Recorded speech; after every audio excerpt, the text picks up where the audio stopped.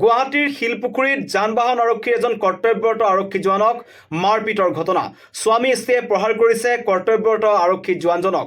তথ্য অনুসৰি এখন বিলাসী বাহন আৰু স্কুটিৰ মাজত সংঘৰ্ষ হৈছিল পুৱাৰ ভাগত। যিটো শিলপুখুৰী SBI আছে, সেই অত্যন্ত ব্যস্ত ৰাজপথ, তাতেই স্কুটি আৰু বিলাসী বাহনখনৰ মাজত সংঘৰ্ষ হয়। তাৰপিছত দুয়োটা পক্ষৰ মাজত কথাৰ তৰ্কাতৰ্কি হৈছিল আৰু তাতে উপস্থিত হৈছিল যান-বাহন আৰক্ষী জোৱানজন। তেওঁ তাত কৰ্তব্যত আছিল আৰু পৰিস্থিতি নিয়ন্ত্ৰণৰ চেষ্টা কৰিছিল। আৰু সেইখিনি সময়তে বিলাসী বাহনখনত অহা স্বামী স্ত্ৰীয়ে নিজকে VVIPৰ এক আত্মীয় বুলি পৰিচয় দি গুণ্ডাগিৰি কৰে। প্ৰথমতে আৰক্ষী জোৱানজনক তেওঁলোকে বেয়াকৈ গালি গালাজ কৰে আৰু পৰৱৰ্তী সময়ত শাৰীৰিকভাৱে অপদস্থ কৰিছে। ইতিমধ্যেই সমগ্ৰ ঘটনাৰ সন্দৰ্ভত যি থানা আছে তাত যান-বাহন আৰক্ষীজনে ইতিমধ্যে এজাহাৰ দাখিল কৰিছে, সমগ্ৰ ঘটনা জনাইছে। কিন্তু পুৱাৰ ভাগত শিলপুখুৰীৰ ৰাজপথত SBIৰ সন্মুখত একাংশ সম্ভ্ৰান্ত বুলি নিজকে পৰিচয় দিয়া বিলাসী বাহনত অহা নিজকে VVIPৰ আত্মীয় বুলিও তেওঁলোকে পৰিচয় দি থৈ গৈছে।